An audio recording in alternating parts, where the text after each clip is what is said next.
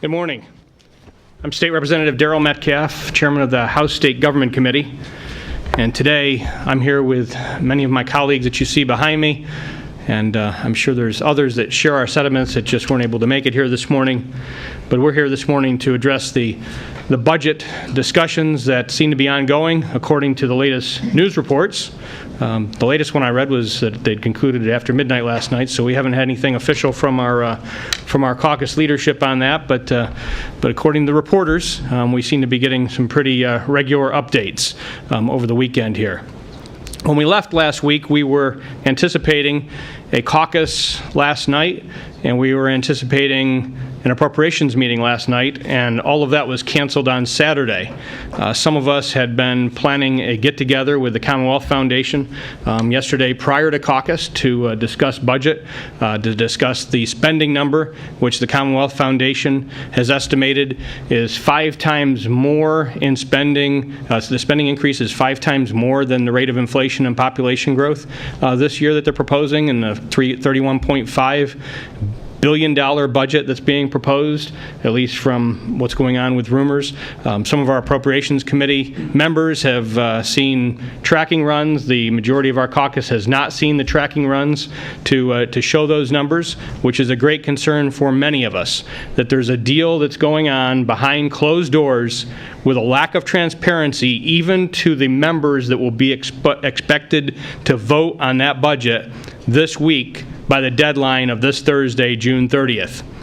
So to get a budget done, many of us believe that there should have been at least the professional and common courtesy to the members who have to vote on it to have the numbers in our hands by now as to what's being negotiated and what's being proposed. From press reports and from the word that's come out about the tracking runs, the $31.5 billion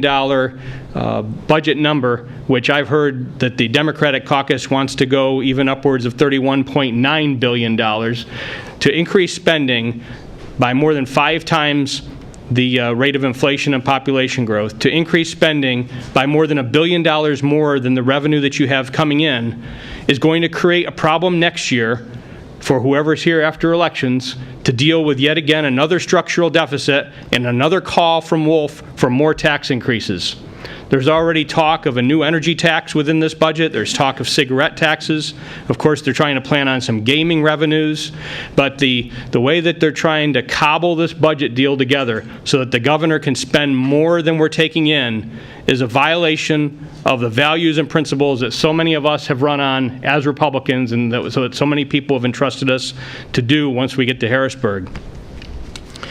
That old saying of don't tax you, don't tax me, tax the man behind the tree. Well, that seems to be the philosophy that they're playing with again, is to try and divide and conquer, to try and take from one, to continue to fund their excessive spending in the budget that's being proposed. This attitude that we've seen this year should be alarming for all Pennsylvanians. When you have people that are sent to Harrisburg to do a job and have the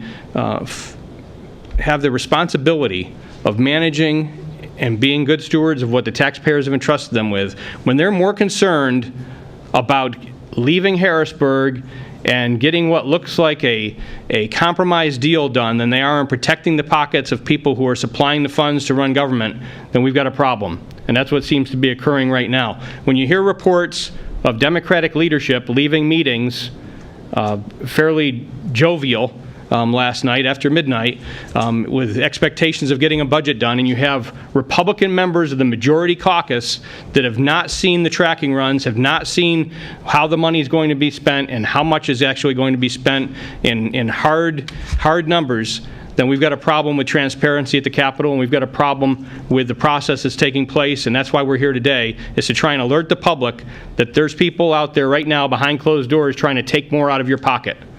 And we're here today to say that we're not going along with an excessive spend number that's going to put us in another bad situation next year and not protect the taxpayers this year.